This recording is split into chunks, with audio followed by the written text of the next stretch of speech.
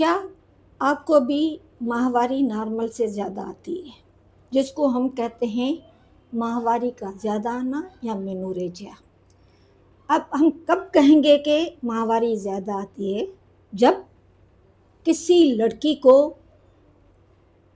हर घंटे के बाद लगातार अपना पैड चेंज करना पड़े एक दूसरे के पीछे, और वो पैड पूरा भर जाए, या माहवारी 7 दिन से ज़्यादा चले, उसमें छोटे छोटे खून के टुकड़े जो एक क्वार्टर के बराबर हों।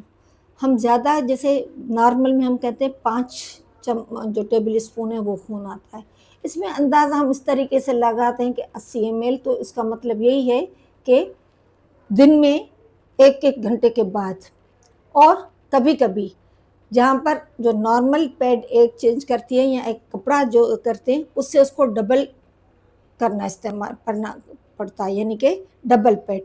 और कभी कभी उसमें से खून जो है वो बाहर भी निकल आता है। दूसरी बात, रात को उठकर लड़कियों को पैड चेंज करने की ज़रूरत पड़े, ये बहुत लाजमी होता है, तब हम कहेंगे मेनोरेजिया। और उसके साथ दर्द ज़्यादा होता है, क्रैम्प्स होते हैं, क्योंकि जो छोटे छोटे क्लॉट्स होते हैं उसको एक्सपेल करने के लिए यूट्राइन क्रैम्प्स पड़ते हैं।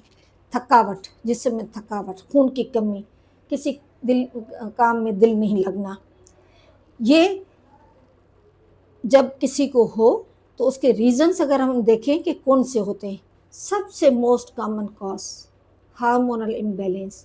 वो कब होता है? जब लड़की बड़ी हो रही होती है, मीनार की पहली माहवारी आ रही है, उसके पहले 2 साल, या माहवारी ख़त्म होने वाली होती है, पेरीमेनोपास, ये एक्सट्रीम दोनों लाइफ की, उसमें ये ज़्यादा हो जाता है। उसके बाद हम लेते हैं थायराइड ग्लैंड की बीमारियां, जो हार्मोनल में आता है थायराइड। तीसरा फिर हम लेते हैं कि बच्चेदानी की रसोलियाँ, जिसको हम फाइब्राइड कहते हैं। फिर आता है पोलिप। पोलिप क्या होता है? एक खून का लोथड़ा टाइप बन जाता है एंडोमेट्रियम में। उसके बाद एंडोमेट्रियोसिस और एडिनोमायोसिस, जिसमें एंडोमेट्रियम मायोमेट्रियम में चली जाती है, उसको एडिनोमायोसिस कहते हैं। कभी कभी कैंसर जो सर्विक्स की होती है वो भी ज़्यादा खून कराती है। और पेल्विक इन्फ्लेमेटरी डिजीज़ेस, उससे भी किसी औरत ने IUCD रखवाया हो, यानी कि जो छल्ला जिसको हम कहते हैं वो रखवाते हैं, तो किसी किसी को उससे भी ज़्यादा खून आता है। इसकी डायग्नोसिस मुश्किल नहीं है, लेकिन मसला सारा ये है कि हमारे जो सामाजिक कल्चर है, तो उसमें अनमैरिड लड़कियों को डॉक्टर के पास ले जाने में हम देर कर देते हैं। इसकी डायग्नोसिस बहुत आसान है, ट्रीटमेंट भी अकॉर्डिंग टू काज है।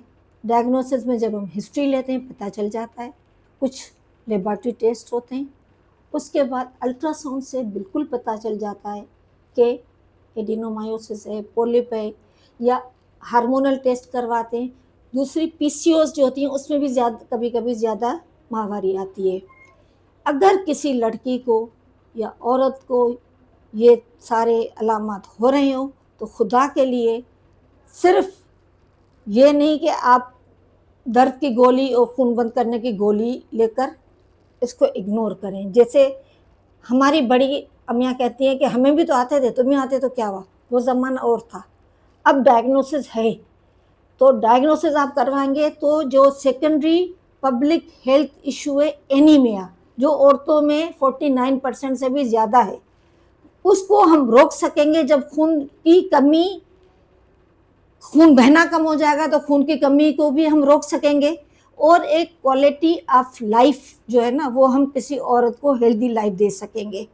क्योंकि जो भी बीमारियां हैं इन सब का इलाज मौजूद है, बशर्ते कि आप अपनी डॉक्टर के पास जाएं, आराम से डायग्नोसिस हो जाएगी, आराम से ट्रीटमेंट हो जाएगा, बजाय कि आप मज़ीद कॉम्प्लिकेशंस में पड़ें।